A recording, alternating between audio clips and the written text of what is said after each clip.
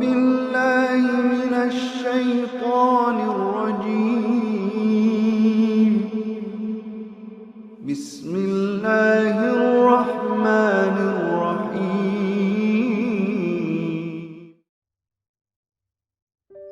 Berbagai cara dilakukan setan untuk mengganggu dan menjerumuskan manusia, baik dalam interaksi sosial maupun saat beribadah. Nabi Muhammad SAW telah mengingatkan umatnya agar senantiasa berlindung kepada Allah dari godaan setan, termasuk ketika melakukan ibadah sholat. Berikut 7 tanda gangguan setan saat sholat. 1. Menunda sholat.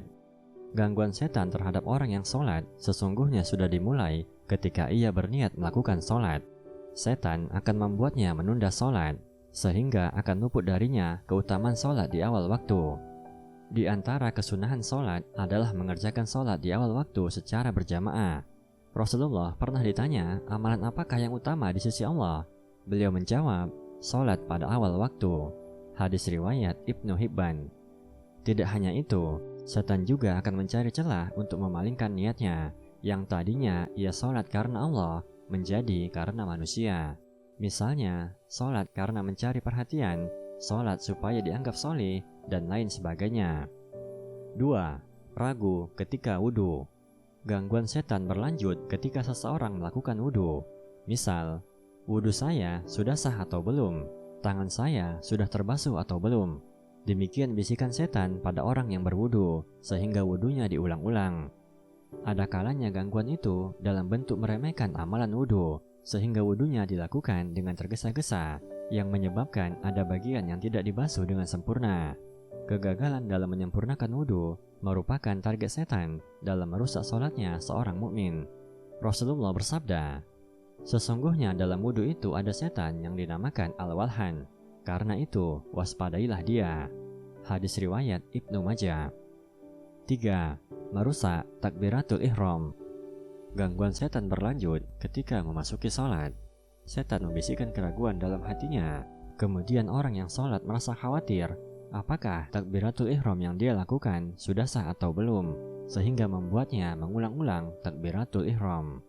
Ibnu Qayyim rahimahullah berkata, termasuk tipu daya setan yang banyak mengganggu mereka adalah was-was dalam bersuci dan niat, atau saat takbiratul ihram dalam sholat.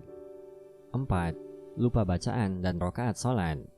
Setan akan terus menebar bisikan sehingga sholatnya menjadi tidak khusyuk, bahkan bisa membuat kita lupa dengan bacaan dan rakaat sholat. Hal ini pernah dialami oleh seorang sahabat, Utsman bin Abil As radhiyallahu anhu. Dia datang menemui Rasulullah mengadukan gangguan yang dia alami ketika sholat. Kemudian Rasulullah bersabda, itu adalah setan yang disebut khinjib. Apabila kamu merasa diganggu, maka mintalah perlindungan kepada Allah dari gangguannya, dan meludahlah ke kiri 3 kali. Kata Utsman, aku pun melakukannya. Kemudian Allah menghilangkan gangguan itu dariku. Hadis riwayat Muslim. 5. Salat dengan tergesa-gesa. Salat yang dilakukan dengan tergesa-gesa akan kehilangan tumakninah yang merupakan salah satu dari rukun salat. Orang yang sengaja meninggalkan rukun salat, maka salatnya dianggap batal. Rasulullah bersabda, jika kamu hendak mengerjakan salat, maka bertakbirlah, lalu bacalah ayat Al-Quran yang mudah bagimu. Kemudian rukulah sampai benar-benar ruku dengan tumakninah. Lalu bangkitlah hingga kamu berdiri tegak. Lalu sujudlah sampai benar-benar sujud dengan tumakninah. Lalu angkat kepalamu untuk duduk sampai benar-benar duduk dengan tumakninah.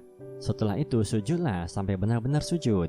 Kemudian lakukan seperti itu pada seluruh sholatmu. Hadis riwayat Bukhari dan Muslim. 6.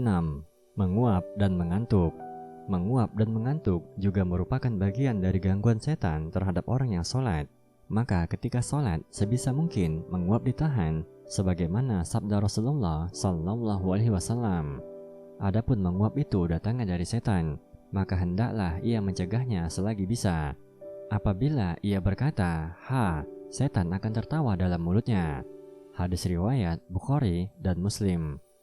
Dalam riwayat lain, Rasulullah bersabda, menguap ketika sholat itu dari setan. Karena itu, bila kalian ingin menguap, maka tahanlah sebisa mungkin. Hadis riwayat Tabrani. 7. Ingat hal lain di luar sholat. Bentuk gangguan setan yang lain adalah timbulnya pikiran mengenai urusan di luar sholat. Tiba-tiba ia ingat di mana barangnya yang hilang, padahal sebelum sholat ia tidak ingat. Jika itu yang terjadi, maka ketahuilah bahwa setan sedang mengganggu sholat kita. Maka waspadalah dengan gangguan setan dalam sholat, sebab bisa jadi sholat kita menjadi tidak bermakna. Mohonlah selalu perlindungan kepada Allah, baik sebelum sholat maupun selepas sholat. Tidak ada kekuatan selain kekuatan Allah. Semua tipu daya setan di hadapan Allah adalah lemah. Karena itu sebelum sholat, sebaiknya kita benar-benar berserah diri kepada Allah, serta memahami setiap bacaan sholat agar terjaga dari gangguan setan.